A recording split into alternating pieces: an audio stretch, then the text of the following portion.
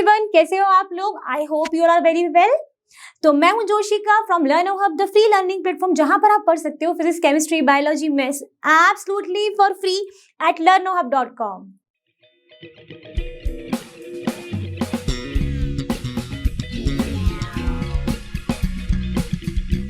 तो चलिए आज हम स्टार्ट करते हैं पीवाईक्यू सीरीज का एक नया ईयर, जो कि है आपका बिल्कुल लेटेस्ट एक्स 2022 का ईयर का पेपर सॉल्व करेंगे।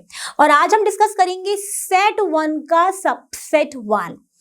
उसी तरीके से हम आने वाले जो और भी पीवाईक्यू सीरीज के लेक्चर्स होंगे, जहां पर हम सेट 2 का भी सबसेट 1 डिस्कस करेंगे, सेट 3 का, सेट 4 का, सेट 5 का सबसेट 1 डिस्कस करेंगे, क्योंकि बाकी जो दो सबसेट और हैं उनमें भी सिमिलर टाइप ऑफ क्वेश्चंस थे। इसीलिए अब हमने यहाँ पर सिर्फ सेट 1 का सबसेट 1 डिस्कस कर रहे हैं। अब जैसा कि आप जानते ही हो, ये जो पेपर है ये टर्म 2 का है। टर्म 1 का हम ऑलरेडी डिस्कस कर चुके हैं।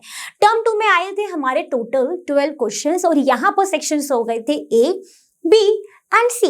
ए में थे आपके 2 मार्क्स के क्वेश्चन, बी में थे आपके 3 मार्क्स के क्वेश्चन एंड सी में थे आपके 5 मार्क्स के क्वेश्चंस। एंड वहां पर कुछ एक बेसिक जो वैल्यूज होती हैं वो भी आपको एग्जाम में दे दी जाती हैं।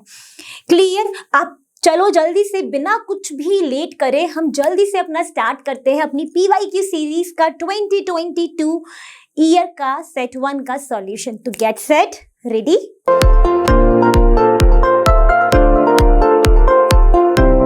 तो चलिए बात करते हैं very first question of today's lecture, that is 2022 का सेट 1 का सबसेट 1 का सॉल्यूशन कर रहे हैं हम, जिसमें पूछा गया है कि draw energy band diagrams of n type and p type semiconductor at temperature T greater than 0 Kelvin and depicting the donor and acceptor energy levels. Mention the significance of these levels. Okay, and this question carries a 2 marks only, so then you have to write your answer for the marks. कितने marks के लिए लिखोगे? 2 marks के लिए। ये point मैं इसीलिए बार बार बोल रही हूँ कि बहुत सारे बच्चों को ये वाला क्वेश्चन ना बहुत अच्छे से आता होगा। फॉर एग्जाम्पल, तो वे करेंगे, पूरी जान लगा देंगे, भाई इस आंसर को मैं अच्छे से लिख कर आऊंगा, मेरा एक भी नंबर ना कटे। तो बच्चों भैया लिख तो अच्छे से आना कि सिर्फ 2 मार्क्स आपको मिल जाए। इतना भी मत लिखा आना कि उसमें 5 मार्क्स नहीं देगा एग्जामिनर। तो टाइम को बचाने के लिए मार्क्स को देखते हुए अपना आंसर लिखना है हमको। यहाँ पर पहले क्या पूछा है? Energy band diagram only. तो यहाँ पर मैंने बना के रखा है, आप वहां पर बनाओगे। कैसे बनता है एनर्जी बैंड डायग्राम? भाई पहले आप एक कंडक्शन बैंड बनाओगे, this is your conduction band, this is your valence band. इन दोनों के बीच का जो गैप होता है, जिसको हम कहते हैं फॉरबिडन एनर्जी गैप, या फिर एक एनर्जी गैप जिसकी वैल्यू होती है 0.72 electron volt in case of a germanium semiconductor and 1.1 electron volt for the silicon semiconductor. ठीक है, अब बात किसकी हो रही है? एन टाइप की। तो एन टाइप जो है हमारा, दैट इज पेंटावैलेंट। इंप्योरिटी होती है इसमें। अब पेंटावैलेंट है तो हम मान लें कि अगर हमारा सिलिकॉन है जो कि ऑलरेडी टेट्रावैलेंट है, अब इसमें अगर पेंटावैलेंट आपने इंप्योरिटी मिक्स की तो 4 तो वैलेंस बन जाएंगे, लेकिन एक जो है वो कहीं फ्री रह जाएगा। ठीक है, वो क्या रह जाएगा? हमारा फ्री इलेक्ट्रॉन रह जाएगा। उसको बहुत कम एनर्जी देने से वो मूव कर जाएगा कहां पर? हमारे कंडक्शन बैंड में। बैलेंस बैंड में वो इलेक्ट्रॉन्स आएंगे जो हमारे बाउंडेड इलेक्ट्रॉन्स हैं। तो यहाँ पर जो आपको जितने भी इलेक्ट्रॉन दिख रहे हैं ना, वो सारे कौन से इलेक्ट्रॉन्स हैं? बाउंडेड इलेक्ट्रॉन है। यहाँ पर मैं समझा रही हूँ, और मैंने, अगर आपने ना सारा सेट और सारे जितने भी प्रीवियस ईयर क्वेश्चन पेपर जब से चालू हुए, जब से आप कर रहे हो, तो वहां पर आपने देखा होगा ना, ये वाला क्वेश्चन ना किसी पेपर में आया हुआ है। I am not very sure about the year, but मुझे ये बताइए कि ये मैंने पहले कराया है previous year question paper solution series में। ठीक है, तो आप वहां पर भी देखना। सिर्फ यहाँ पे डायग्राम बनाना है, थोड़ी थोड़ी चीजें मैं आपको एकदम रिकॉल करा रही हूँ ताकि आपको मैं थोड़ा याद आ जाए, हाँ भाई ऐसे बनाना है। ठीक है, तो ये कौन से इलेक्ट्रॉन होते हैं? जो बाउंडेड इलेक्ट्रॉन्स हैं। अब यहाँ पर जो हमारे पास इलेक्ट्रॉन होल पेयर जनरेट होते हैं, उनके कारण क्या हो गया भैया? एक होल क्रिएट हो गया। अब देखो यहाँ पर ना, क्योंकि ये पेंटावैलेंट है, तो इसके पास जो फ्री इलेक्ट्रॉन है वो क्या कर सकता है? वो डोनेट कर सकता है। मेरे पास अगर मान लो मुझे जरूरत है 100 रुपए की और मेरे पास है 101 रुपए, तो मैं 1 रुपए मैं डोनेट कर सकती हूँ, है ना? वही यहाँ पे सीन है। तो यहाँ पर इसीलिए इसको क्या बोलते हैं? डोनर डोनर सेमीकंडक्टर भी बोलते हैं। और इसको हमने यहाँ पर पास में करा है, कहाँ पर, कंडक्शन बैंड के पास में इसका हमने एक डोनर एनर्जी लेवल बना दिया। इसको हम क्या बोलते हैं, ईडी को डोनर एनर्जी लेवल पास में क्यों बनाया, क्योंकि इसको बहुत कम इस फ्री इलेक्ट्रॉन को एनर्जी की जरूरत पड़ेगी, जिससे कि वो कहाँ मूव कर जाएगा, इस कंडक्शन बैंड में, जहां पर क्या होंगे, हमारे फ्री इलेक्ट्रॉन्स होंगे। बैलेंस बैंड में है हमारे बाउंडेड इलेक्ट्रॉन्स। और कितनी एनर्जी की रिक्वायरमेंट होती है, तो देखो 0.01 इलेक्ट्रॉन वोल्ट एनर्जी की रिक्वायरमेंट होगी in case of germanium, and 0.05 किस इलेक्ट्रॉन वोल्ट किस में होगी, silicon. So this is the diagram for n type semiconductor which is your pentavalent impurity, जिसमें आप ऐड करते हो। ठीक है, अब जो फ्री इलेक्ट्रॉन है वो कहां पर है, यहां पर नहीं है, वो यहां पर है, जिससे वो इजीली बहुत कम एनर्जी में कहां पहुंच गया, कंडक्शन बैंड में पहुंच जाएगा। तो ये तो बात हो गई एन टाइप की। सिमिलरली पी टाइप की बात करें तो पी टाइप जो है हमारा वो ट्राइवेलेंट इंप्योरिटी। कौन कौन सी होती है भाई ट्राइवेलेंट, तो आपको मैं याद करा देती हूँ, बाबू अली गए India Thailand, that means boron, aluminium, indium, thorium and so on. उस तरीके से अगर पेंटावेलेंट की बात करें तो न्यूज़पेपर आज सब बिकेगा, that means nitrogen, phosphorus, bismuth, ये सारी आपकी किसकी है, पेंटावेलेंट इंप्योरिटी हो जाएंगी। अब देखो यहाँ पर, अब क्योंकि यहाँ पर हम ट्राइवेलेंट इंप्योरिटी ऐड कर रहे हैं किसी सिलिकॉन के सेमीकंडक्टर में, तो सिलिकॉन तो ऑलरेडी टेट्रावेलेंट है। अगर हमने यहाँ पर ट्राइवेलेंट इंप्योरिटी डाली तो यहाँ पर भैया 3 तो पेयर बन गए, लेकिन एक बेचारा अकेला पड़ जाएगा। तो ऐसे एक तो सिलिकॉन आइटम है नहीं, होंगे तो बहुत सारे सिलिकॉन आइटम्स। तो वहां पे जो बहुत सारे सिलिकॉन आइटम्स हैं उनके पास क्या है, एक क्या रह जाएगा, एक आपका वहां पर जो इलेक्ट्रॉन है वो पेयर नहीं हो पाएगा। तो जिसके कारण वो मूव करेगा तो वहां पर क्या क्रिएट होगा, आपका इलेक्ट्रॉन होल, वहां पर आपके होल्स क्रिएट हो जाते हैं। तो यहाँ पर जितने भी यहाँ पर होल्स हैं, तो यहाँ पर आपको दोनों में डिफरेंस दिख रहा है। देखो यहाँ पर वैलेंस बैंड में मेजॉरिटी कैरियर्स हैं आपके होल्स, इसीलिए यहाँ पर मेजॉरिटी कैरियर्स होल्स होते हैं। यहाँ पर बैलेंस बैंड में आपके क्या है, इलेक्ट्रॉन्स, तो इसीलिए यहाँ पे मेजॉरिटी कैरियर्स होते हैं इलेक्ट्रॉन्स। अब ये क्या करेगा, ये इसको पेयरिंग करने के लिए एक्सेप्ट कर सकता है एक फ्री इलेक्ट्रॉन, है ना, एक्सेप्ट कर सकता है। तो इसीलिए इसका जो यहाँ पर हमने ड्रॉ करा है एक्सेप्टर एनर्जी लेवल, जो आपको यहाँ पर दिख रहा है, वो किसके पास में बनाया है, हमने बैलेंस बैंड के पास ड्रॉ किया है, क्योंकि इसको तो अपने बॉन्ड्स पूरे क्रिएट करने हैं, तो ये एक्सेप्ट कर सकता है, कोई भी फ्री इलेक्ट्रॉन एक्सेप्ट कर सकता है। इसीलिए इसको उतनी एनर्जी की रिक्वायरमेंट होगी कि भाई यहाँ से यहाँ आ जाए, ठीक है, ताकि उसकी पेयरिंग कंप्लीट हो जाए। इतनी बात हो गई। तो ये आपका डायग्राम बन जाएगा किसके लिए, पी टाइप के लिए। अब पूछा गया है कि सिग्निफिकेंस बता दो इन सारे लेवल्स का, डोनर एनर्जी लेवल और एक्सेप्टर एनर्जी लेवल। तो अगर हम डोनर एनर्जी लेवल जो हम बनाते हैं उसके कारण जो एनर्जी गैप है, देखो अभी एनर्जी गैप इतना है, ठीक है, अब energy gap between donor energy level and the valence band वो रिड्यूस हो जाता है, जिसके कारण जो कंडक्शन बैंड है will get more electrons from the donor impurity item type semiconductor and the holes from the acceptor level, जो यहाँ पर जो holes हैं वो sinks down हो जाते हैं। कहाँ पर मैं बता रही हूँ, देखो वैलेंस बैंड पर, वो सिंक्स डाउन कहाँ रहते हैं, नीचे। तो यही इनका सिग्निफिकेंस हो गया। तो यहाँ पर I think 1 question complete, 2 marks मिल जाएंगे। डायग्राम अच्छे से बनाना और फिर सिर्फ सिग्निफिकेंस लिख देना, that's it, that complete your 2 marks. अब मूव करते हैं आज के 2 सेकंड क्वेश्चन पर। तो चलिए बात करते हैं अपने क्वेश्चन नंबर 2 के इसी सेट के, जिसमें बोला गया है draw the graph showing the variation of the number of scattered alpha particles with scattering angle in Geiger Marsden experiment infer two conclusion from the graph. अब आप कहोगे ये कौन सा नया एक्सपेरिमेंट आ गया, तो ये बच्चों ये वही एक्सपेरिमेंट है जो अभी तक हम देख रहे थे, हर साल ईयर में पूछा जा रहा है, that is your Rutherford gold foil experiment. ठीक है, जहां पर हम कुछ इस तरीके का ग्राफ भी बार हमने ड्रॉ किया है।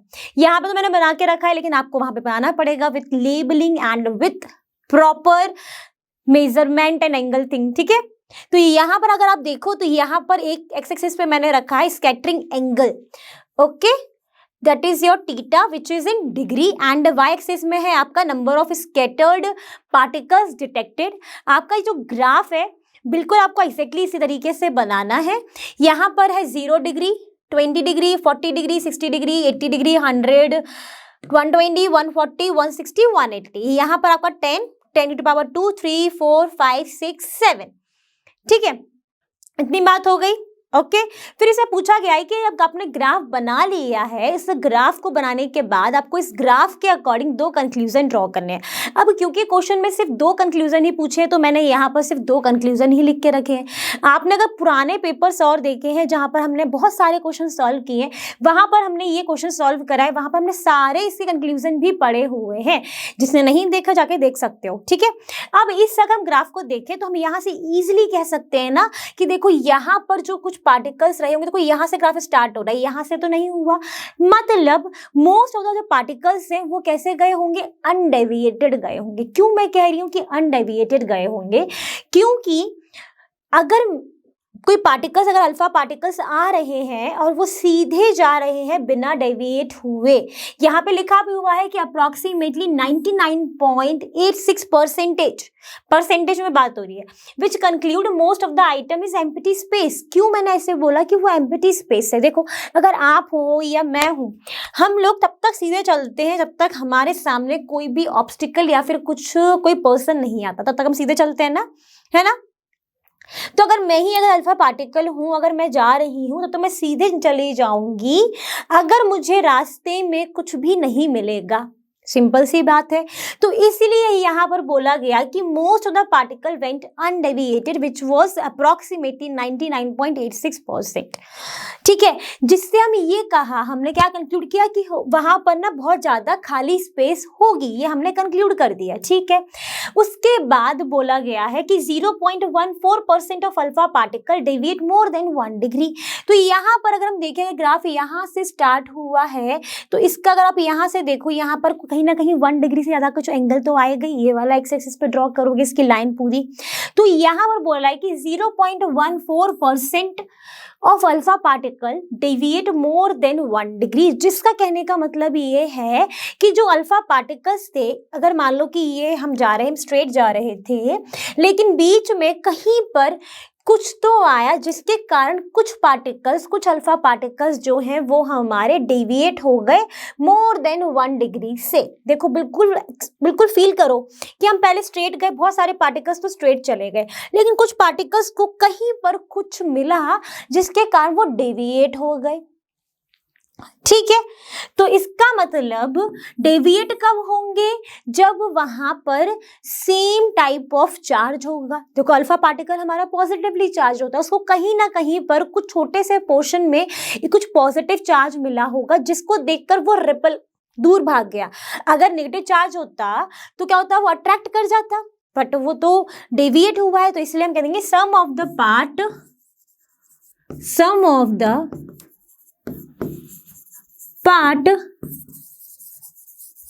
consist of positive charge.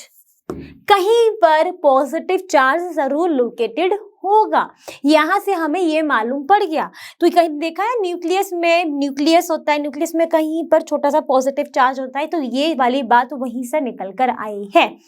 ठीक है, बात हो गई। तो हमने ये 2 ने कंक्लूजन ड्रॉ कर दिए। इस ग्राफ को ड्रॉ करने के बाद यहीं पर आपको कितने मार्क्स मिलेंगे, 2 मार्क्स मिलेंगे।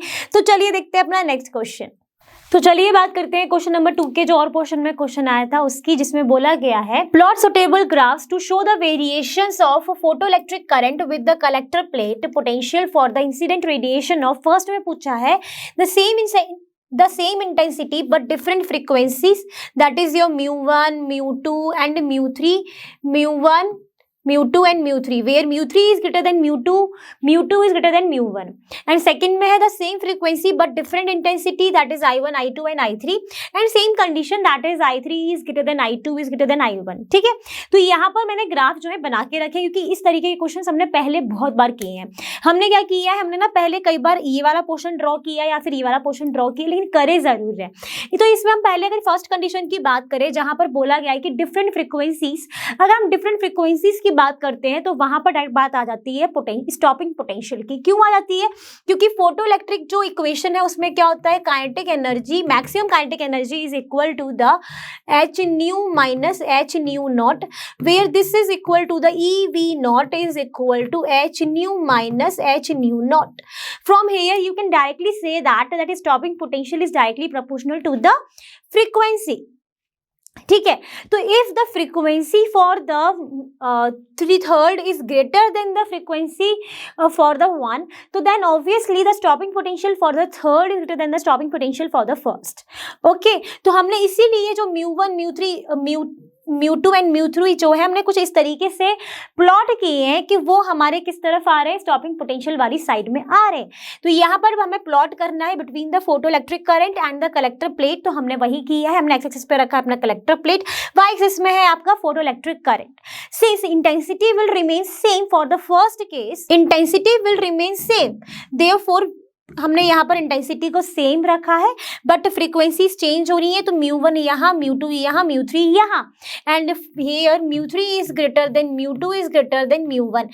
For this case if somebody ask the stopping potential किसका ज्यादा होगा, तो आप बता दोगे for the mu3 stopping potential is also higher. ठीक है, अब बात करते हैं सेकेंड केस की, जहां पर भी ग्राफ प्लॉट होगा सेम, उसमें Y axis and X axis के बीच में कलेक्टर प्लेट आ जाएगा आपका, एक्स एक्सिस में, वाई एक्सिस में photo electric current. But the condition is कि यहाँ पर फ्रीक्वेंसी को हमें सेम रखना है, यानी म्यू हमारा सेम रहेगा, यानी स्टॉपिंग पोटेंशियल हमारा सेम रहेगा, बट इंटेंसिटी वेरी करेगी. तो कुछ इस तरीके का ग्राफ प्लॉट होगा. कंडीशन क्या है, I3 is greater then I2 is greater then I1. ये सेम ग्राफ है जो हमने पहले भी ड्रॉ किए हैं डिफरेंट ईयर्स के पेपर में. ठीक है, बात हो गई, ये हमने क्वेश्चन सॉल्व कर लिया. अब बढ़ते हैं अपने नेक्स्ट क्वेश्चन की तरफ. तो चलिए बात करते हैं क्वेश्चन नंबर 3 की, जिसमें बोला गया है कि right the characteristics of a PN junction which makes it suitable for rectification. तो ऐसी कौन सी कैरेक्टरिस्टिक्स है जो रेक्टिफिकेशन में हेल्प करती है पीएन जंक्शन के. तो उसके पहले आपको पता होना चाहिए कि what is basically a rectifier. तो rectifier is a device which converts the AC into DC, that means एक बाई डायरेक्शनल करंट को वो कन्वर्ट कर देता है एक यूनिडायरेक्शनल करंट में. तो यानी पीएन जंक्शन के पास कौन सी ऐसी कैरेक्टरिस्टिक्स होनी चाहिए, तो पीएन जंक्शन हमारे उसमें होता है कि वो हमेशा ही करंट जो है वो यूनिडायरेक्शनल फ्लो कराता है, इसीलिए इसको हम यूज कर सकते हैं रेक्टिफिकेशन के लिए. दैट्स इट, क्वेश्चन हो गया सॉल्व. अब देखते हैं अपना नेक्स्ट वन. तो चलिए बात करते हैं अपने क्वेश्चन नंबर 4 की, जिसमें पूछा गया है कि define the term distance of the closest approach, how will it be affected for an alpha particle if the kinetic energy of the particle is doubled. ठीक है, सबसे पहले हम डिफाइन करते हैं. तो डिफाइन करने के लिए हमें इसमें डेफिनेशन स्टार्ट होती है अल्फा पार्टिकल और न्यूक्लियस की बात कर रहे हैं. तो जब भी हम कोई भी अल्फा पार्टिकल को बॉम्बार्ड कराते हैं आपके न्यूक्लियस पे, स्पेसिफिकली गोल्ड न्यूक्लियस पे, क्योंकि ये जो डेफिनेशन है ये कहाँ से आई थी, रदरफोर्ड गोल्ड फॉइल एक्सपेरिमेंट वाले से. तो यहाँ पर जो हमने अल्फा पार्टिकल को बॉम्बार्ड कराया है गोल्ड न्यूक्लियस पर, तो यहाँ पे क्या हुआ, न्यूक्लियस में हमारे कुछ पोर्शन में होता है पॉजिटिव चार्ज, एंड यहाँ से आ रहा है अल्फा पार्टिकल, दोनों हो गए पॉजिटिव चार्ज, तो क्या हो गए, रिपल्ड हो गए. तो यहाँ पर कौन सा फोर्स लगा आपका, इलेक्ट्रोस्टैटिक फोर्स ऑफ रिपल्शन लगा, जिसके कारण kinetic energy of a particle जो आप बॉम्बार्ड कर रहे थे वो किस में कन्वर्ट हो गई, इलेक्ट्रोस्टैटिक पोटेंशियल एनर्जी में कन्वर्ट हो गई.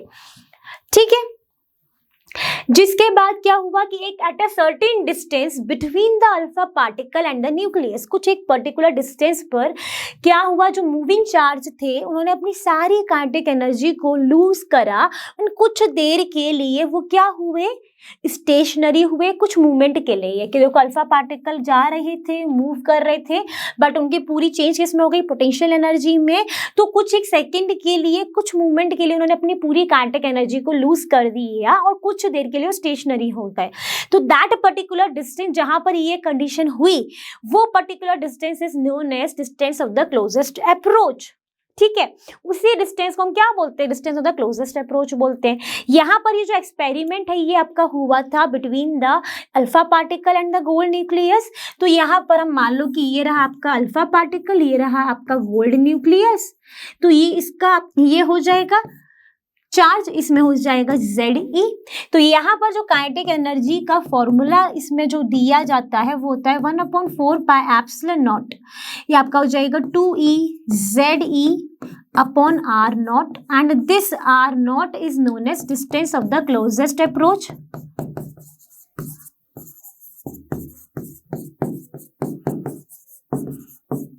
Okay, from here you can say the kinetic energy is inversely proportional to the R naught. So if the kinetic energy of the alpha particle is going to be doubled, then obviously this R naught will become halved.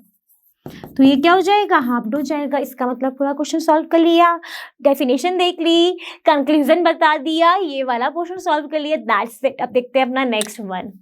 तो चलिए बात करते हैं question number 5 की। Question number 5 में बोला गया है कि a point source is in air is kept 24 centimetre in front of a concave spherical glass surface। तो हम क्या ड्रॉ करेंगे, कॉन्केव स्फेरिकल ग्लास सरफेस को ड्रॉ करते हैं। ये रहा आपका concave glass spherical surface. Okay, and इसमें हमने बना दी इसकी प्रिंसिपल एक्सिस। इसमें 24 सेंटीमीटर की दूरी पर एक पॉइंट सोर्स रखा है एयर में। तो ये रहा आपका पॉइंट सोर्स। ठीक है, कितनी दूरी पर है, 24 सेंटीमीटर की दूरी पर है, यानी ये क्या है आपका U है, विच इज योर नेगेटिव, क्योंकि इन फ्रंट में रखा है। एंड आपको क्या दिया गया है, ए म्यू जी आपको दिया गया है। That means refractive index of glass is 1.5 and refractive index of air is your 1 and radius of curvature is 60 centimetre. Okay, तो दैट इज योर आर। अब इसका कैसा बनेगा, इस तरफ बनेगा, दैट मीन्स माइनस में ही रहेगा। Find the nature of their image formed and it's distance from the point source. तो ये आपका पॉइंट सोर्स है जिसका हमने नाम दे देते हैं ए।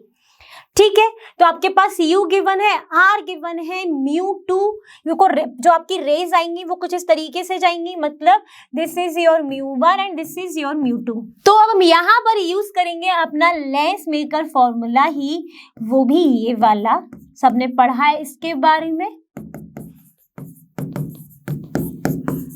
ठीक है, सही लिखा है ना, कोई गड़बड़ तो नहीं है। μ2 है तो μ2 के नीचे आता है आपका इमेज डिस्टेंस, μ1 है उसके नीचे आएगा object distance, μ2 minus μ1 upon radius of curvature. क्योंकि वही चीजें हमें गिवन थी तो हमने वही वाला फॉर्मूला यूज कर लिया।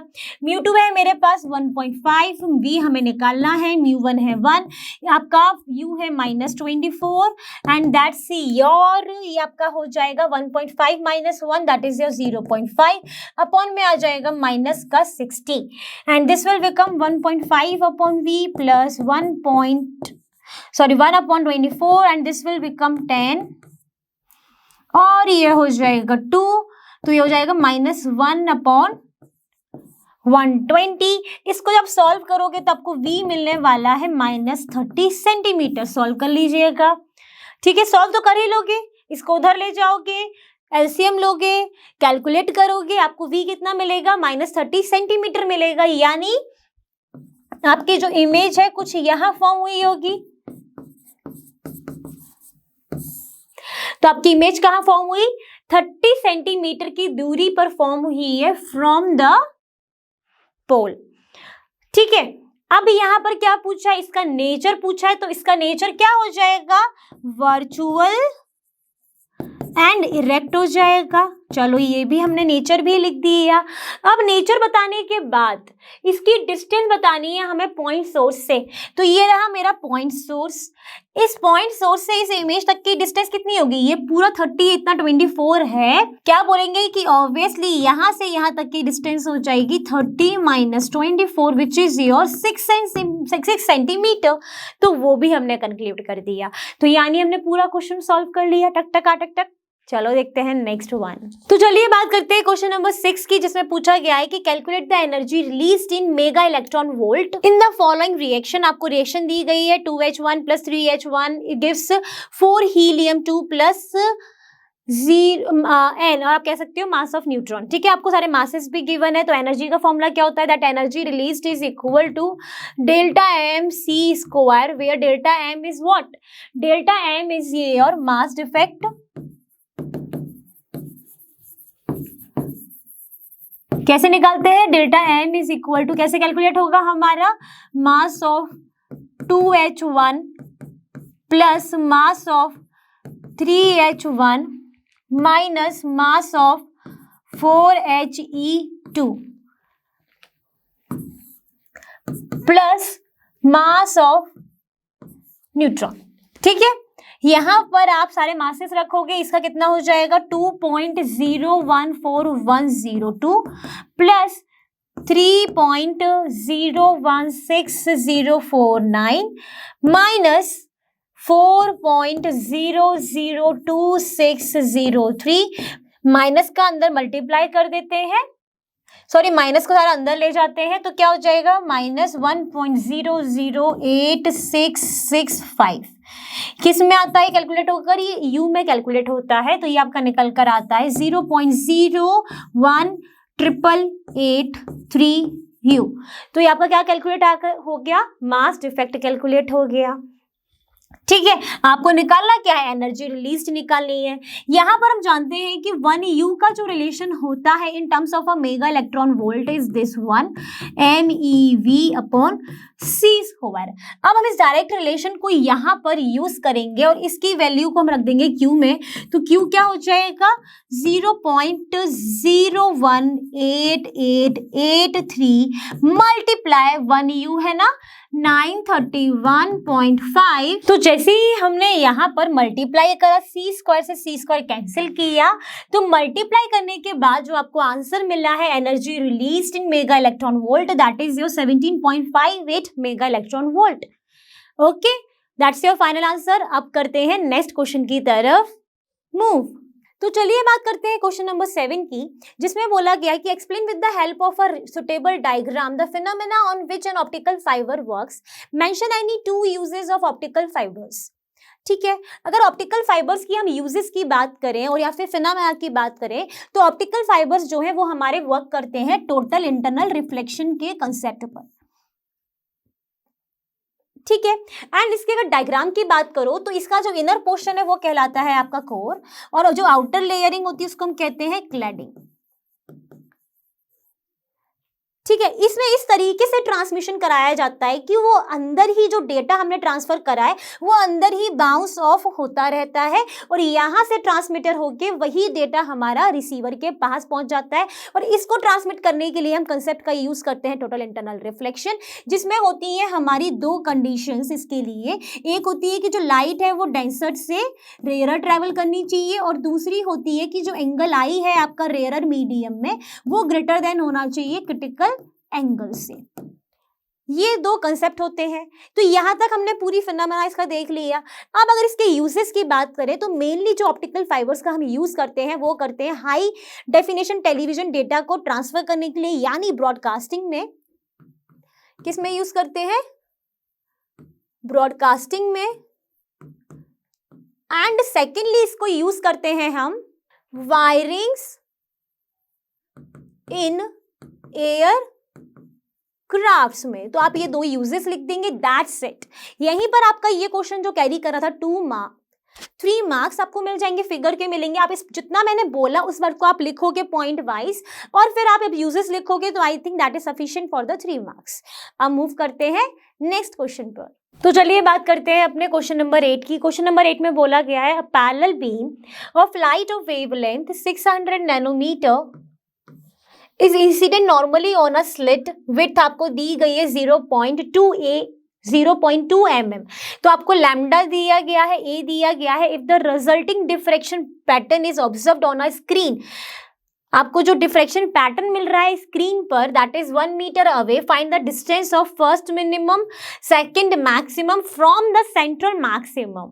तो इसके डायरेक्ट फॉर्मूला आपको दिए गए हैं, फॉर्मूला बेस्ड क्वेश्चन है। लैम्डा दिया है, कैपिटल डी दी गई है, एंड कैपिटल डी के लिए अगर फर्स्ट मिनिमा निकालोगे that is y equal to lambda D upon A, and इसको अगर आप सॉल्व करते हो तो लैम्डा की वैल्यू है 600 इंटू 10⁻⁹ मल्टीप्लाई 1 अपॉन ए कितना दिया गया है 0.2 इंटू 10⁻⁻3, ऊपर गया 10 आपका यहाँ पर हो गया 300। इसको आप जब सॉल्व करोगे तो it will your 300 into 10⁻⁹ into 10 into 10⁻3, solve करने पे आपको मिलने वाला है ये 3 mm।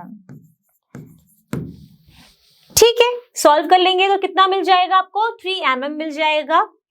ओके, अब बात करते हैं सेकंड मैक्सिमम की। तो इसके लिए अगर फॉर्मूला होता है that is your y equal to 2n+1 lambda D upon ए।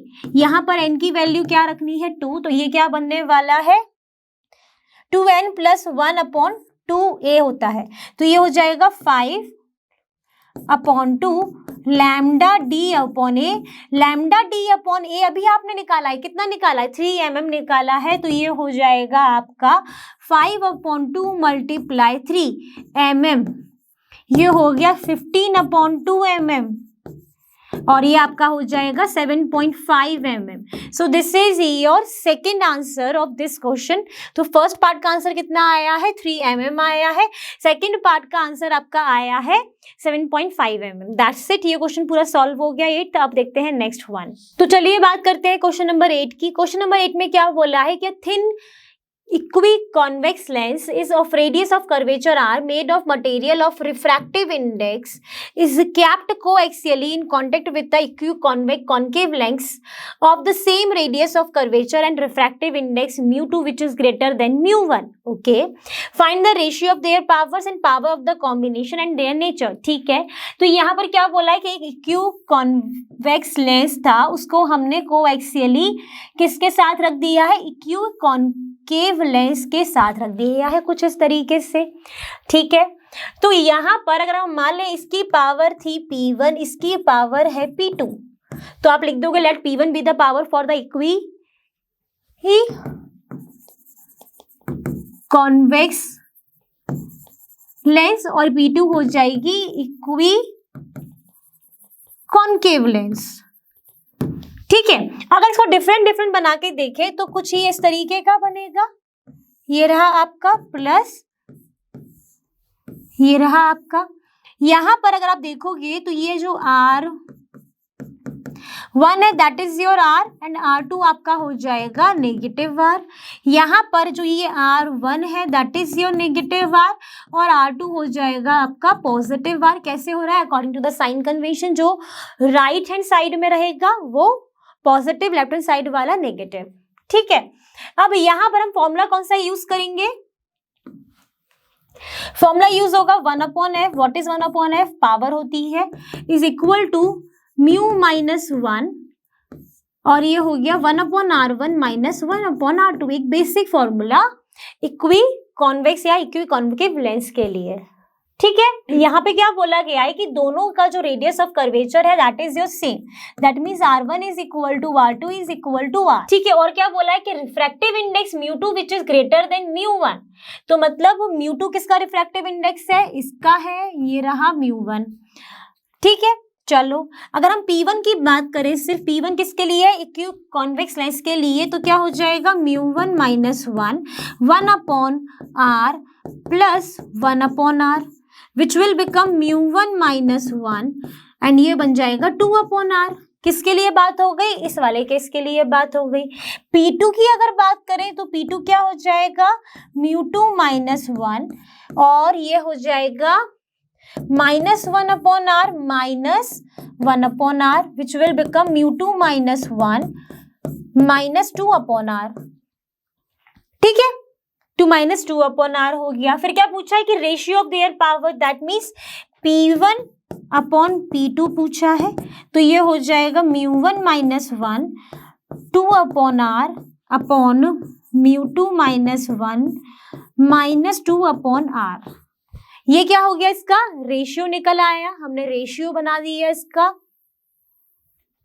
आप चाहो तो ये कैंसिल कर लो, तो क्या बचेगा आपके पास μ1 -1 upon -μ2 -1। This is your ratio of their powers. ठीक है, फिर सेकंड में क्या पूछा है, power of the combination and their nature. Power of the combination मतलब पावर्स को क्या करेंगे, हम ऐड करेंगे इसमें, तो यहाँ पर क्या हो जाएगा P = P1 + P2। ठीक है, P1 + P2 जब आप करोगे तो क्या हो जाएगा μ1 -1 2/r प्लस μ2 -1 -2/r, यही होगा, है ना। अब इसको जब आप ऐड करोगे तो क्या कर सकते हो, 2/r को आप बाहर निकाल सकते हो, तो मैं भी बाहर निकाल लेती हूँ। 2/r अंदर बचेगा μ1 -1 प्लस -μ2 -1। इसको आप सॉल्व करोगे, इसकी जो वैल्यू है वो आपकी क्या निकल कर आएगी, 2/r μ1 -1 -μ2 +1। ये हो गया cancel, since μ2 is greater than, ये कितना हो गया 2/r μ1 -μ2। यहाँ पर आप बोलोगे कि जो μ2 है वो ग्रेटर देन μ1 है, तो इसका मतलब ये क्या हो जाएगा, power of the combination negative आएगी, जिसके कारण कह सकते हैं कि ये जो पावर है ऑफ द लेंस वो किसके लिए होगी, डाइवर्जिंग होगी। क्यों हो रही है, क्योंकि ये नेगेटिव आएगी। तो हमने दोनों क्वेश्चन सॉल्व कर लिए, रेशियो भी निकाल लिया and power of the combination, उसका नेचर भी बता दिया। दैट्स इट, ये क्वेश्चन पूरा हो गया है सॉल्व। अब देखते हैं नेक्स्ट वन। तो चलिए बात करते हैं क्वेश्चन नंबर 9 की। क्वेश्चन नंबर 9 में क्या बोला है कि photo electrons are emitted from a metal surface when illuminated with UV light of wavelength 330 nanometre, that is your wavelength. The minimum amount of energy required to emit the electrons from the surface is 3.5 × 10⁻⁻19 joule.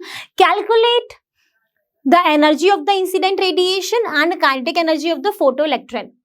Okay, तो यहाँ पर आपको क्या दिया, आपको एक wavelength दी है, that means your lambda दिया, और minimum amount of energy required to emit the electron from the surface, that is your work function. That means this is your work function जो आपको दिया गया है। ठीक है, ये क्या दिया गया है आपको, 3.5 × 10⁻⁻19 जूल। आप चाहो तो इसको कन्वर्ट किस में कर सकते हो, इलेक्ट्रॉन वोल्ट में कर सकते हो। कैसे कि हम जानते हो कि 1 electron volt is equal to 1.6 × 10⁻⁻19 joule. तो 1 joule is equal to 1/1.6 × 10⁻⁻19 electron volt. तो यहाँ पर अगर आप ये रिलेशन लगाओगे तो डिवाइड करना पड़ेगा,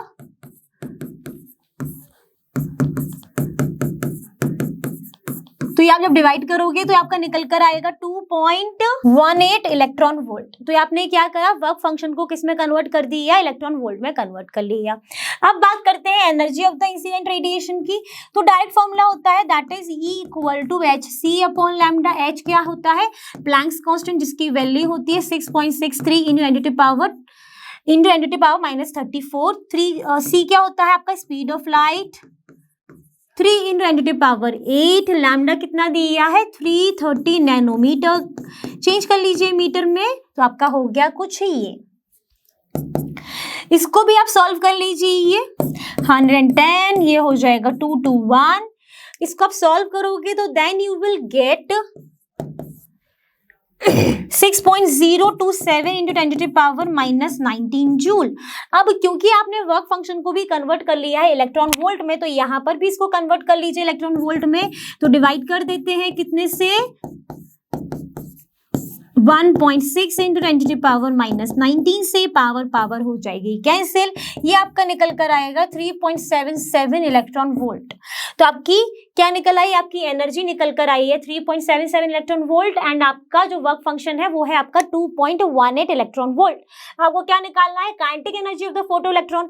तो kinetic energy from the photoelectric effect is equal to energy minus work function, है ना, H nu minus H nu naught. H nu आप निकाल चुके हो, एच न्यू नॉट की वैल्यू आपको गिवन है तो बस डायरेक्टली रख दीजिए। तो ये हो जाएगा 3.77 माइनस 2.18 और आपका निकल के किस में आएगा, ये इलेक्ट्रॉन वोल्ट में। तो कितना निकल कर आ रहा है बच्चों, जल्दी से बता दो, माइनस करना है सिंपल सा। तो ये निकल कर आएगा 1.59 इलेक्ट्रॉन वोल्ट। आप सॉल्व कर लीजिएगा, आपको आंसर मिल जाएगा। इसका मतलब ये क्वेश्चन भी पूरा सॉल्व हो गया 9th। अब देखते हैं नेक्स्ट वन। तो चलिए बात करते हैं क्वेश्चन नंबर 10th की, जिसमें पूछा गया है कि state the working principle of an LED, write any 2 important advantages and 2 disadvantages of LED. तो अगर एलईडी की बात करें तो एलईडी का फुल फॉर्म क्या होता है, लाइट एमिटिंग डायोड, है ना, यही होता है ना फुल फॉर्म इसका। और इसको हम बेसिकली ऑपरेट किस में करते हैं, फॉरवर्ड बाइस्ड में करते हैं। ये एफबी क्या है, forward biased, not, this is not a Facebook, this is your forward biased. मैंने यहाँ पर शॉर्ट फॉर्म में लिखा है, आपको वहां पर फुल फॉर्म में ही लिखना है, फॉरवर्ड बाइस्ड।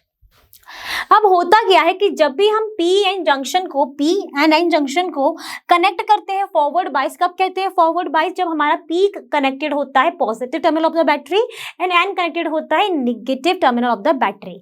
और पी एन जंक्शन में बीच में क्या होता है, ये डिप्लीशन लेयर। तो जब हमारा पी कनेक्टेड है पॉजिटिव टर्मिनल से, एन कनेक्टेड है नेगेटिव टर्मिनल से, then it is said to be a forward biased, ठीक है। एंड ये क्या है, हमारी depletion layer which consist of an immobile ions. Okay, इतनी बात हो गई। अब फॉरवर्ड बाइस्ड में होता है कैसे ये वर्क करता है, क्योंकि हम देख रहे हैं कि जो पी में हमारे क्या होते हैं, मेजॉरिटी कैरियर्स होते हैं हमारे होल्स, एन में होते हैं इलेक्ट्रॉन्स। एंड ये जो इलेक्ट्रॉन्स हैं इनको ये पॉजिटिव टर्मिनल की तरफ में एक फोर्स ऑफ अट्रैक्शन फील होता है, जिसके कारण वो अट्रैक्ट होते हैं और क्रॉस कर देते हैं ये जंक्शन एंड यहाँ पर कहीं पर कलेक्ट हो जाते हैं। उसी तरीके से जो होल्स है हमारे, उनको अट्रैक्शन फील होता है इस negative terminal of the battery से, जिसके कारण वो एक सफिशिएंट एनर्जी के साथ इस जंक्शन को क्रॉस कर देते हैं और वो आ जाते हैं यहाँ पर। तो कुछ है होल इधर आ जाते हैं, कुछ इलेक्ट्रॉन्स इधर आ जाते हैं और उनका हो जाता है क्या, रिकॉम्बिनेशन। क्या हो जाता है, recombination of electron and hole pair, जिसके कारण एक एनर्जी रिलीज होती है। That energy released in the form of a light and that's the working of a LED. तो जब भी रिकॉम्बिनेशन होगा, recombination of hole electron hole pair, तो क्या हो गया, एनर्जी रिलीज हुई, जिसके कारण जो एनर्जी रिलीज हुई और वो जो एनर्जी रिलीज हुई है वो लाइट के फॉर्म्ड में हुई है। इस तरीके से हमारा एलईडी जो है वो वर्क कर रहा है, ठीक है। अब बात करें इसके 2 एडवांटेजेस एंड 2 डिसएडवांटेजेस की। तो सबसे पहले तो आप मुझे ये बताओ कि 2 एडवांटेजेस क्या होंगे, क्योंकि सभी के घर में आजकल हम लोग काफी ज्यादा यूज करते हैं एलईडी। क्यों करते हैं भाई, जल्दी से मुझे आंसर दे दो। तो यहाँ पर आप बोलोगे कि मैम ये जो एलईडी है इसमें जो पावर कंजप्शन होता है वो काफी कम होता है। तो आप बोलोगे पावर कंजप्शन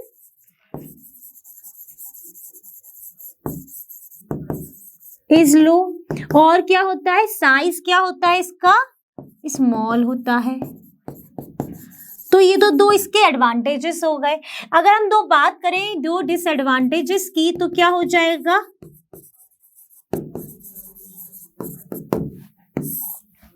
क्या बताओगे 2 इसके डिसएडवांटेजेस। इसकी एफिशिएंसी काफी कम होती है, एफिशिएंसी एक पर्टिकुलर टाइम के बाद लो हो जाती है, डिक्रीज हो जाती है, और ये थोड़ा सा एक्सपेंसिव होता है। ये क्या होता है, ये आपका एक्सपेंसिव होता है। तो बस इसके हमने दो एडवांटेजेस दो डिसएडवांटेजेस हमने डिस्कस कर लिए। इसके बाद इसका ये पूरा क्वेश्चन हो गया सॉल्व। अब देखते हैं नेक्स्ट वन। अब जो वर्किंग थी, जो मैंने इतनी वर्बली इतनी जल्दी बता दी थी, उसको आप पॉइंट में लिखोगे कि ये जो इसका फुल फॉर्म लिखोगे, it is basically operate in the forward biased. फिर बताओगे कि ये फॉरवर्ड बाइस्ड में क्या हो रहा है, फिर वर्किंग प्रिंसिपल पूरा बताओगे कि एक्चुअली में हुआ क्या, रिकॉम्बिनेशन किस तरीके से, सब चीज समझाने के बाद ही आपको पूरे मार्क्स मिलेंगे। ठीक है, अब देखते हैं नेक्स्ट क्वेश्चन। तो चलिए बात करते हैं अपने क्वेश्चन नंबर 11 की, which is your second last question of today's session, जिसमें फर्स्ट एंड सेकंड पार्ट है। फर्स्ट पार्ट में बोला गया है कि monochromatic light is incident on a surface separating two media, the frequency of the light after refraction के बाद remains unaffected but wavelength changes. ठीक है, तो जब मोनोक्रोमेटिक लाइट इंसिडेंट हुई किसी भी सरफेस पे जिसमें दो मीडियम है, तो फ्रीक्वेंसी उसमें चेंज हुई। क्यों हुई? कि जब लाइट ट्रेवल करती है one medium to another medium या फिर सेकेंड मीडियम, तो उसमें क्या चेंज होता है? उसकी स्पीड चेंज होगी। अब अगर स्पीड चेंज हो रही है तो उसकी वेवलेंथ चेंज होगी, है ना, mu equal to C upon lambda. ठीक है, वेवलेंथ चेंज होगी। अगर इसकी वेवलेंथ चेंज हो रही है, फ्रीक्वेंसी चेंज नहीं हो रही है, क्योंकि फ्रीक्वेंसी जो होती है हमारी, that is the characteristics of source. अगर हम सोर्स चेंज कर देंगे, क्योंकि यहाँ पे मोनोक्रोमेटिक सोर्स ले रहे हैं, मतलब एक ही तरीके का सोर्स ले रहे हैं, इसलिए फ्रीक्वेंसी चेंज नहीं हो रही है। वेयर एज जो वेवलेंथ है, that is the characteristics of medium. अब यहाँ पर क्योंकि मीडियम चेंज हो रहा है, इसीलिए वेवलेंथ चेंज हो रही है। अगर यहाँ पर सोर्स हम मोनोक्रोमेटिक नहीं लेते तो हमारी फ्रीक्वेंसी भी चेंज होती। That's your final answer for the first part. अब सेकंड पार्ट की बात करें तो आपको फ्रीक्वेंसी की रेंज दी है 1 × 10⁻11 हर्ट्ज। फिर पूछा गया है कि आपको रेडिएशन पहचानना है, उसके यूजेस बताने हैं। तो रेडिएशन अगर हम देखें 10⁻11, तो 10⁻11 कब होता है? जब आपका इंफ्रारेड रेडिएशन होता है। इसके यूजेस क्या हो जाएंगे? एक तो इसका यूज होता है रिमोट कंट्रोल में, और एक इसका यूज होता है इलेक्ट्रिक हीटर में।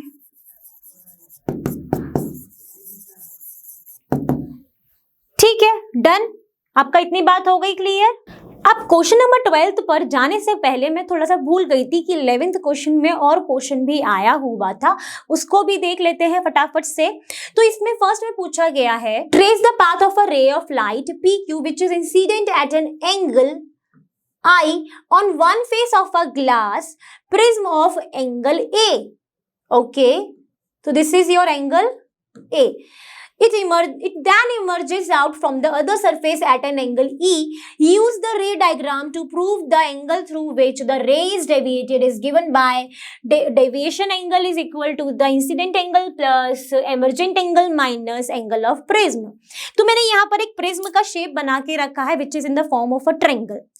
ठीक है, मैंने नेम कर दिया ABC। अब यहाँ पर एंगल ऑफ प्रिज्म जो है हमें बोला गया है कि A दिया गया है। अब यहाँ पर इसको ट्रेस करना है, तो ट्रेस ही करते हैं। आप चाहो तो वहां पर थोड़े स्टेप्स भी लिख सकते हो।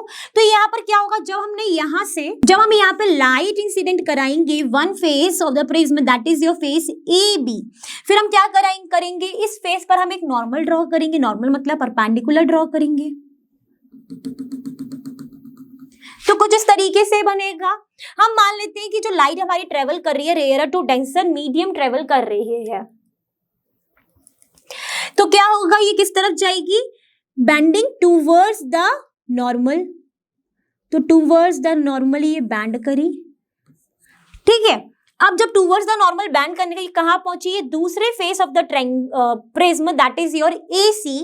और AC पर जैसे पहुंची, फिर हमने यहाँ पर एक और नॉर्मल ड्रॉ करते हैं। ठीक है, नॉर्मल ड्रॉ कर लिया। अब जब वो डेंसर से अब रेयर जाएगी तो वो क्या होगी? Away from the normal. ये रहा नॉर्मल, नॉर्मल से दूर, तो नॉर्मल से दूर दैट मीन्स इस तरफ कहीं चली जाएगी। ओके, तो जहां से हमारी लाइट इंसिडेंट हुई और नॉर्मल के बीच का एंगल होता है हमारा एंगल I, एंड जो हमारी दूसरा फेस है AC, उससे जो हमारी निकली है रे और इस नॉर्मल के बीच का जो एंगल है वो होगा हमारा एक एमर्जेंट एंगल। इतनी बात हो गई। अब डेविएशन एंगल कहाँ होता है, जब हम इस इंसिडेंट रे को पीछे बैकवर्ड की तरह इस तरफ ऐसे बढ़ाते हैं और इस एमर्जेंट रे को, ये आपकी क्या है, इंसिडेंट रे, ये क्या है आपका एमर्जेंट रे। फिर इसको हम अगर एक्सटेंड करते हैं तो ये जो एंगल बनता है इस इंसिडेंट रे को एक्सटेंड करने के बाद, इस एमर्जेंट रे को पीछे की तरफ एक्सटेंड करने के बाद, इस एंगल को हम बोल देते हैं डेविएशन एंगल। हो गई बात क्लियर। अब देखो यहां तक, फिर हमने इनके नॉर्मल को भी थोड़ा सा एक्सटेंड करके एक पॉइंट पर मीटअप करा दिया। अब देखो यहां पर ये रिफ्रैक्टेड रे और इसके बीच का जो एंगल है हम मान लेते हैं R1। यहां पर ये आपका हो जाएगा एक इंसिडेंट एंगल ही है, लेकिन इसको हम मान लेते हैं R2। ठीक हो गई, कोई दिक्कत नहीं, R1 R2 भी मान लिया। तो अब मैंने यहाँ पे क्या कर दिया, अब मैंने सबको नेमिंग कर दी। कैसे, मैंने इस पॉइंट को दे दिया E, यहाँ पर जो मीट हुआ F, ये G, और यहाँ पर ये जो एक्सटेंड करवा के मीट कराया है वो हो गया हमारा H। ठीक, अब देखो ये जब I है, ये आपका I है, तो इसका आपका वर्टिकली अपोजिट पूरा I होगा। अगर ये पूरा I है, इतना R1 है, तो ये कितना हो जाएगा I माइनस R1। ठीक है, अब ये पूरा अगर एमर्जेंट एंगल है तो ये भी पूरा एक एमर्जेंट एंगल होगा वर्टिकली अपोजिट होने के कारण। तो ये वाला एंगल कितना बन जाएगा आपका E माइनस R2। अब इसको मैं और अगर नीटली दिखाऊं तो ये कुछ इस तरीके का है। ये है आपका I माइनस R1, ये है आपका E माइनस R2 और ये है आपका डेल्टा। ये है आपका H पॉइंट, ये है आपका E पॉइंट, ये है आपका G पॉइंट। ठीक है, अब अगर मैं इसी ट्रायंगल की बात करूं, इन ट्रायंगल HEG, अब मैं ये क्या कर रही हूँ, ट्रेसिंग हम कर चुके हैं, कर रही हूँ ये प्रूफ करना है। जो अगर ट्रायंगल हमने देख रहे हैं HEG, तो वहां से मुझे देखने को मिल रहा है कि जो मेरा ये डेल्टा है that is my exterior angle. ये क्या है, मेरा एक एक्सटीरियर एंगल है, और हम जानते हैं ट्रायंगल में जो एक्सटीरियर एंगल होता है that is sum of interior opposite angles, है ना। ठीक है, अगर ये सम होता है इंटीरियर अपोजिट एंगल्स का, तो ये किसके बराबर हो जाएगा, angle I minus R1 plus angle E minus R2, angle delta, angle R1, angle R2। यहां से मैं क्या बोल दूंगी, angle I plus angle E minus angle R1 plus angle R2। Okay, ये भी हो गया। अब मैं क्या देखूं, अब मैं देखती हूँ, मुझे यहां से मैं ऐसे सोच रही हूँ अब मैं क्या करूं, ट्रायंगल देख लिया। अब मुझे यहाँ पर एक क्वाड्रिलेटरल भी दिख रहा है। कौन सा क्वाड्रिलेटरल है, AEF एंड G दिख रहा है। अब जैसे मैंने ये क्वाड्रिलेटरल मैंने आपको बना दिया AEFG, मुझे दिख रहा है कि ये जो है ये पूरा 90 डिग्री है, क्योंकि ये नॉर्मल था, ये मैंने नॉर्मल ड्रॉ किया था, ये भी पूरा 90 डिग्री है।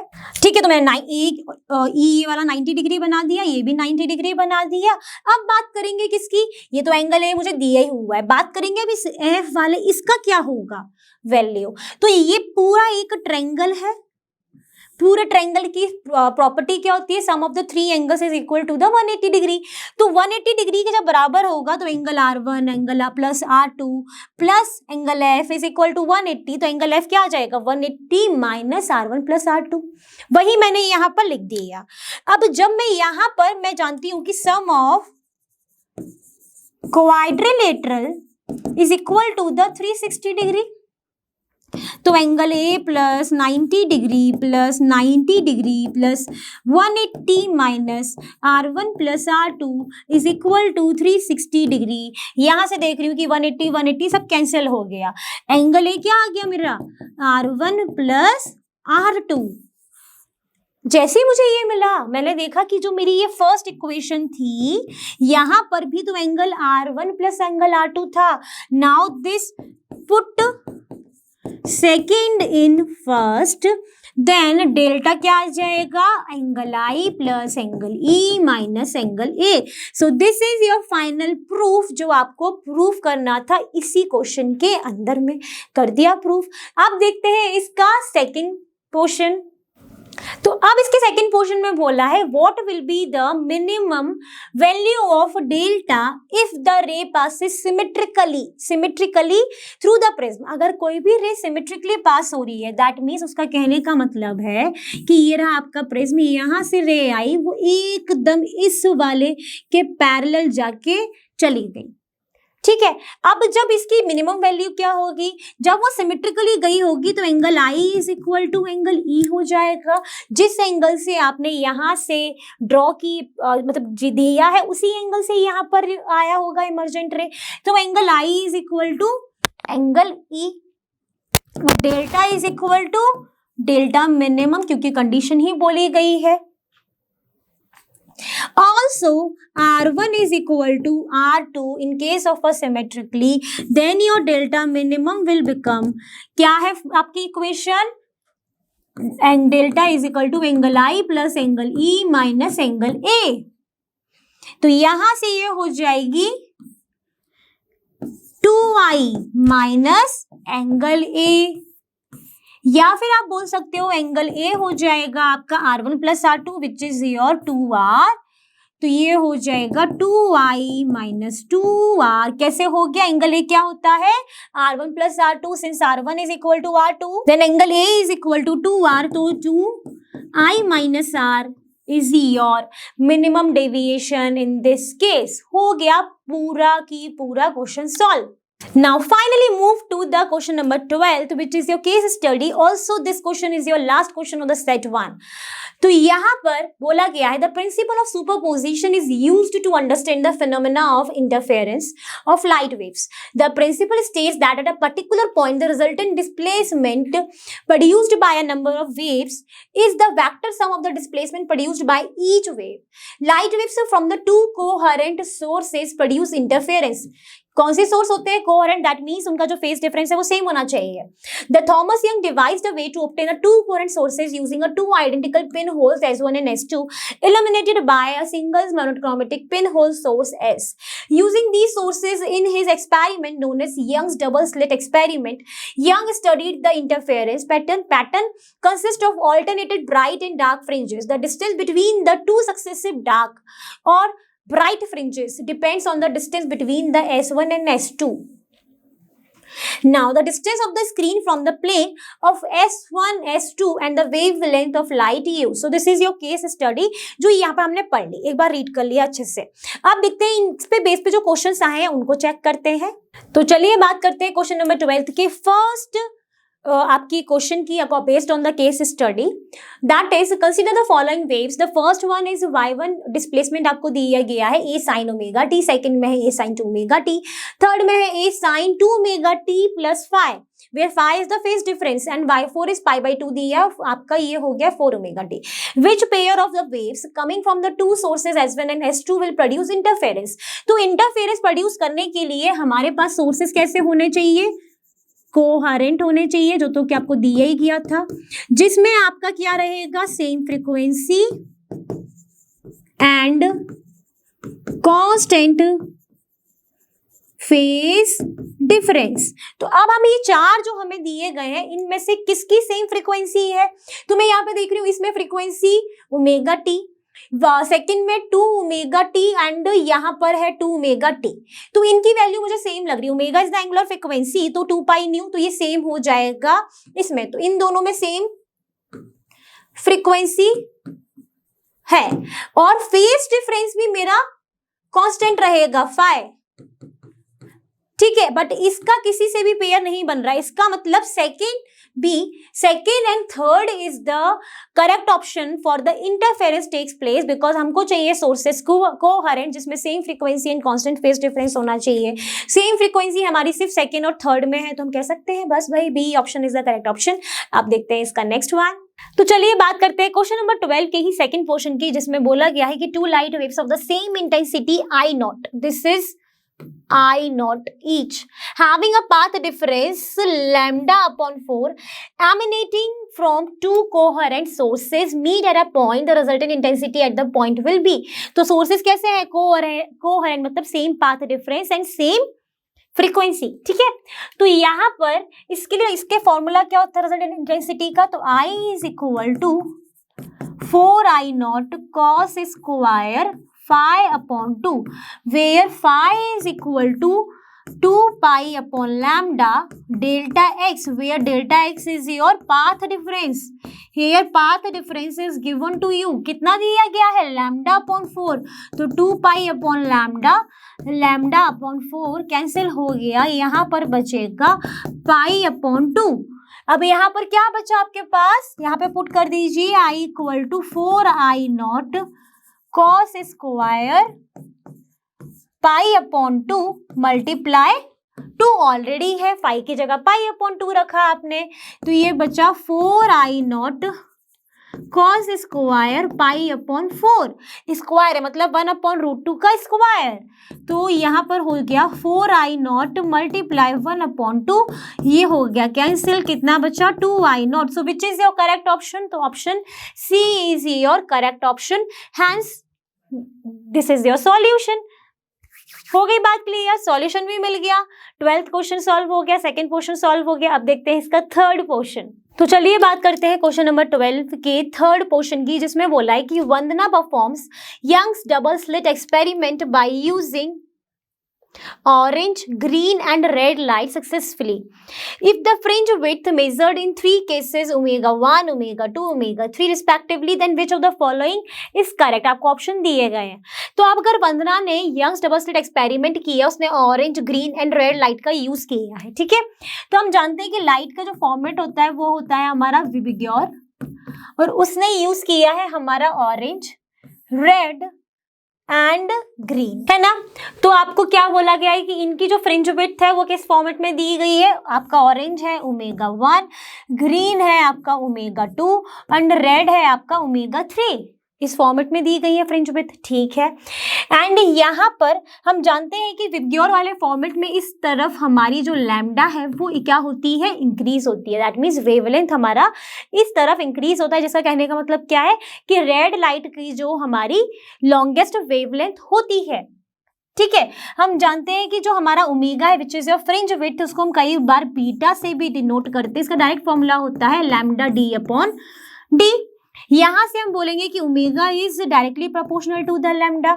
सिर्फ if lambda for the red light is greater than the lambda for the orange light is greater than the lambda for the green light, then the format for the fringe width is omega 3 greater than omega 1 greater than omega 2.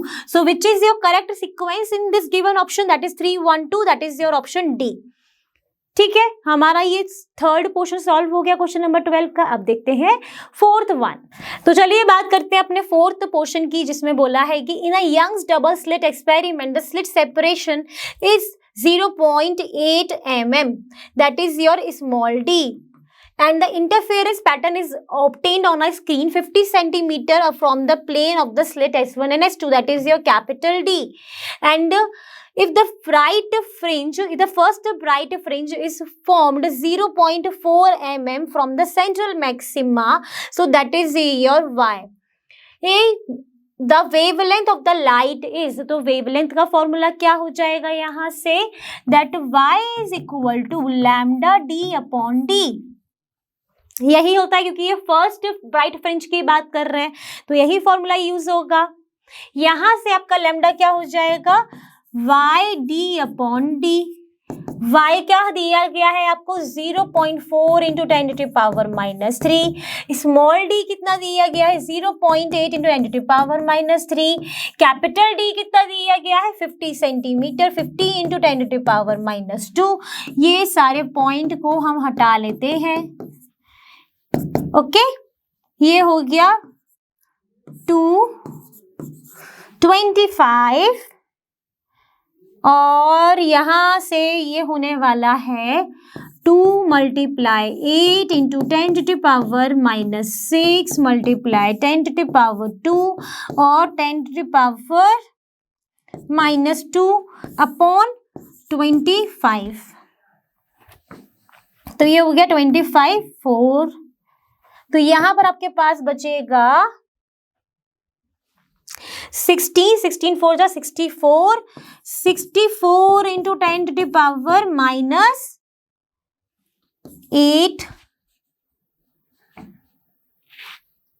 Okay इसको आप अगर और solve करोगे तो then you will get 640 nanometre. कितना मिलेगा आपको? 640 nanometre आपको मिल जाएगा। That is your option C. Option C is your correct answer. तो क्वेश्चन नंबर 12 का फोर्थ क्वेश्चन भी सॉल्व हो गया है। अब देखते हैं नेक्स्ट क्वेश्चन। तो चलिए बात करते हैं इसके लास्ट क्वेश्चन की। That is consider the effect on the angular separation which is denoted by D theta of the fringes in a Young's double slit experiment due to the following operation. We know that in a Young double slit experiment, theta is equal to lambda upon a, where a is the distance between the slits. You can also denote this one as a small d. Depends on your choice. ठीक है, तो ये क्या है? Distance between the slits. पहला बोला है कि screen is moved away from the plane of the slit, that means capital D हम इंक्रीज कर रहे हैं। Separation between the two slit is increased till the fringes are opposite, मतलब A आप अब यहाँ पर इंक्रीज कर रहे हो। तो यहाँ से हम देख रहे हैं थीटा जो है वो इंडिपेंडेंट है किसके? डी के। तो इस पे तो कोई फर्क नहीं पड़ेगा, वो रिमेन कांस्टेंट। बट उसके बाद क्या देख रहे हो कि आपने यहां पर क्या इंक्रीज करा है? सेपरेशन इंक्रीज कर रहे हो। From here theta is inversely proportional to the 1 upon A, if it will increase then it will decrease. तो आई थिंक पहले ये कांस्टेंट है फर्स्ट में, फिर वो डिक्रीज होगा सेकंड में। That is your option C, it remains constant and in first but decreases in second. So this is your right answer, option C. हमने देख लिया, फॉर्मूला भी देख लिया, फॉर्मूला बस पता होना चाहिए। आई थिंक इस तरीके के क्वेश्चन तो सॉल्व हो ही जाने हैं। तो आई होप आज हमने जितने भी क्वेश्चन सॉल्व किए हैं इस सेट के, आपने भी सारे सॉल्व करे अच्छे से, और काफी अच्छा लग रहा होगा पीवाई की सीरीज में सॉल्व करने से, क्योंकि ना इससे हमें एक बेसिक आइडिया लग जाता है ना कि हमारे बोर्ड का जो पैटर्न है वो कुछ इस तरीके का आने वाला है। तो मैं अंदर से ना खुशी हो रही होती है और हमसे सॉल्व हो रहे होते हैं, तो आप लोगों को भी हो रही होगी। तो जैसा कि आप जानते ही हो, लर्नो फ्री है पर बेस्ट, और यहाँ पर आपको मिलता है फिजिक्स केमिस्ट्री बायोलॉजी में ऐसे absolutely for free at learnohub.com. Thank you.